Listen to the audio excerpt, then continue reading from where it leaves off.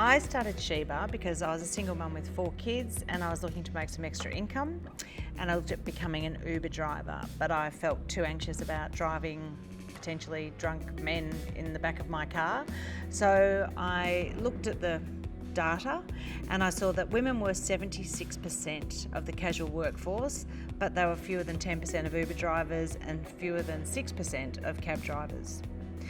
And this made sense to me that there was a room here for women who were looking to drive safely, people like me, kids around like my daughter who spent a lot more time worrying about her safety than her brothers did. So I decided there was a real opportunity here and I put all my money into it, and it just grew organically from there.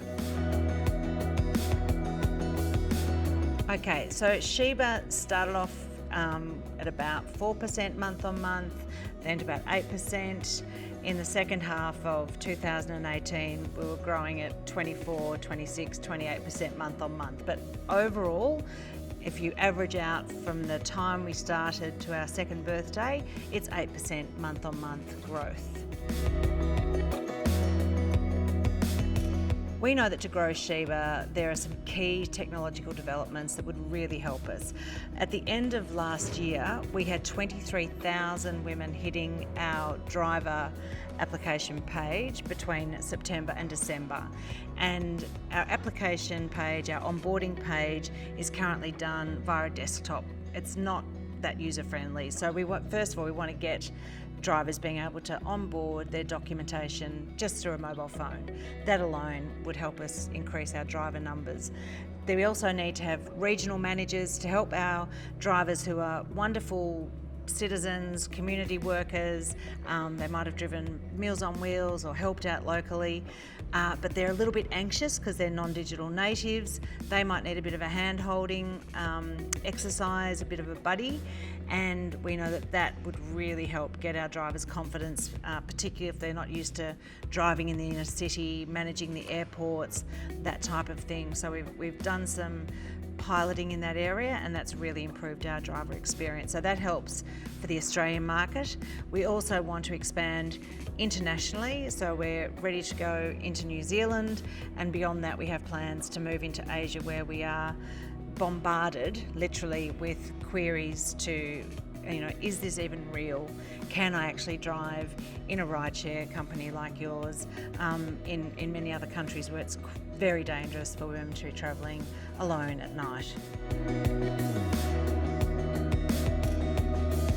So one of the great things about Sheba is that we solve more than just transport issues with our rideshare app.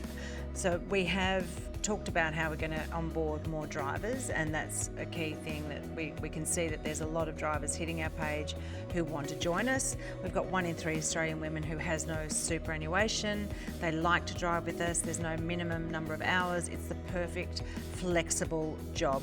We are the only rideshare platform that's never had a sexual assault on it. We're the only rideshare platform that offers a free financial consultation to talk to women about consolidating their super.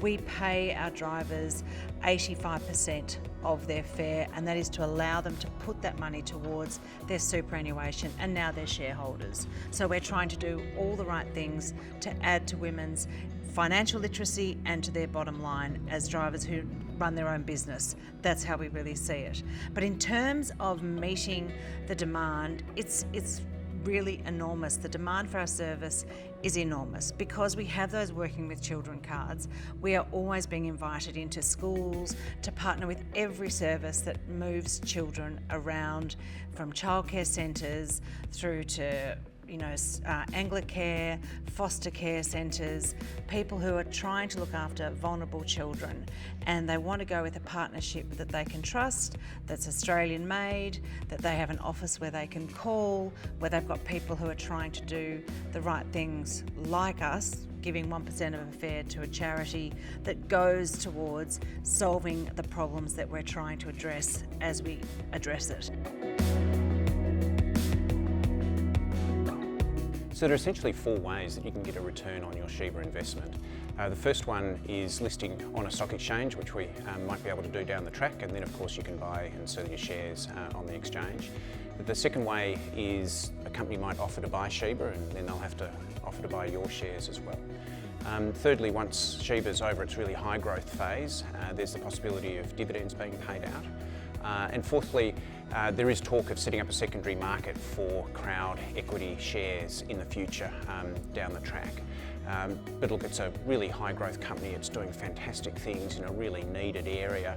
And so this is a really good opportunity to get in on the ground floor of a unique new service for women. There's a massive incentive for you to invest in Sheba. One is that it makes Sheba more sustainable. So if you're a user of Sheba, if you enjoy the services for Sheba, there's that. But there's also the opportunity for you to get a 5% discount on your rides for the next 6 months. There are also incentives for bringing others to the table as investors, and that's through the Birchal platform itself. So there's a commission that's payable to you via the Birchal website, and you can see Alan at birchal.com for that.